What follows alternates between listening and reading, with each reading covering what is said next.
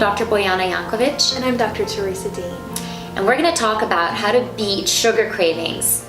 Now, I really do have to say, if it had been discovered by now, we would all know how to do it. So we'll hopefully just provide you with some helpful tips and tricks that you can use. So I'm going to start out with a study that was done in over 200 UK students. They found that 73% of them snacked as a result of stress.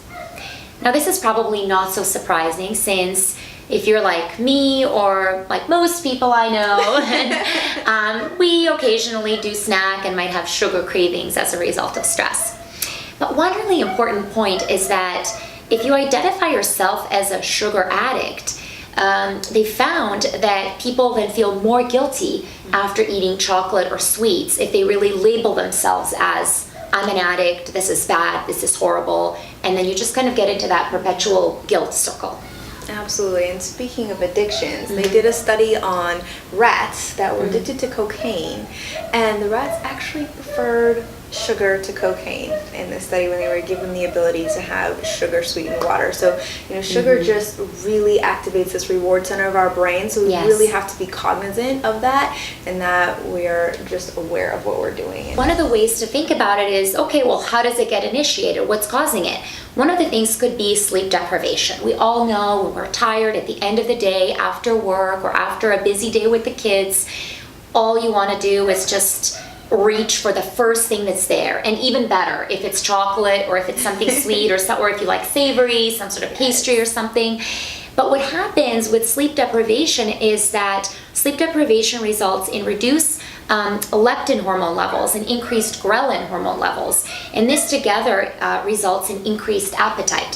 So if there's a way to, when you really are feeling sleep deprived, to go ahead and take a nap, or to go to bed early and maybe finish up your unfinished work very early in the morning, that really could work to your advantage, and certainly has worked for me. So stress has two issues that we're dealing with the sugar craving. Just the plain old, we need the reward center because we've had a bad day, things are going on, we need that boost. And there's also just our constant high cortisol level really drives us to crave sugar. So we have to reduce stress. And doing that, we've talked about it before, you've got to exercise consistently, mindfulness that Dr. Bojana practices so well.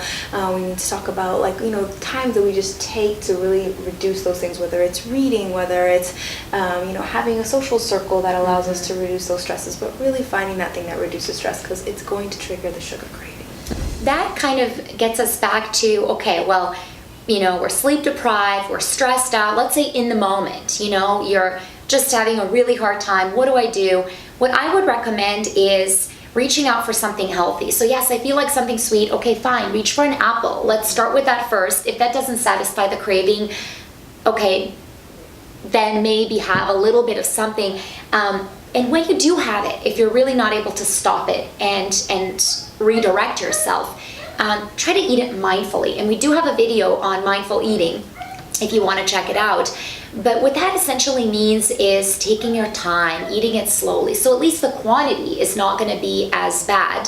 One book that I really like is Power of Habit by Charles Duhigg, and it really takes you through that reward system response and into really examining what is it that's causing my behavior and what can I do to modify it. And he really gives a great example at the end of the book, so I would highly recommend it. And another thing that's really great is this app that I recently discovered called Eat Right Now, and that definitely helps with craving urges, and then how do we control our cravings and really check in with ourselves. It's really, really important not to judge yourself and not to then get into that guilt trip and that negative behavior, because again, that's only going to make things worse in terms of how we perceive our actions and what had just happened, and take us a step back in terms of how can we actively deal with this.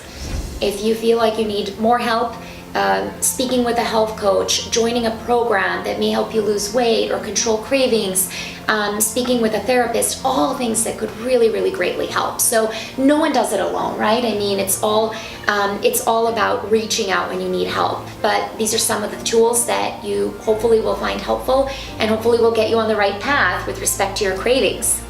Thank you for watching. Thank you.